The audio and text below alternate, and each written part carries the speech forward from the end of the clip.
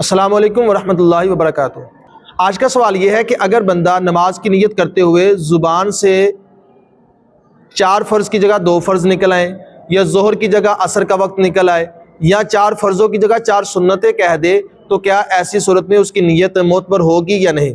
پیارے بھائیوں، یہ یاد رہے کہ اسلام میں نیت کا جو کانسیپٹ ہے اس کا تعلق زبان کے ساتھ لفظوں کی ادائیگی سے نہیں ہے، بلکہ اس کا تعلق دل کے ساتھ ہے۔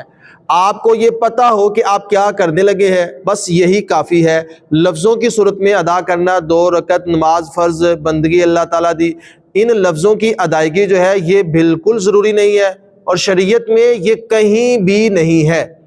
نیت کا تعلق دل کے ساتھ ہے۔ آپ مصلی پہ کھڑے ہوں اور اللہ اکبر کہنے سے پہلے آپ کو یہ پتہ ہو کہ میں کیا پڑھنے لگا ہوں، اس میں کیا پتہ ہونا ضروری ہے، فرض ہے یا سنت ہے یا نفل، اور اس کے بعد یہ ظہر ہے، عصر ہے یا مغرب ہے۔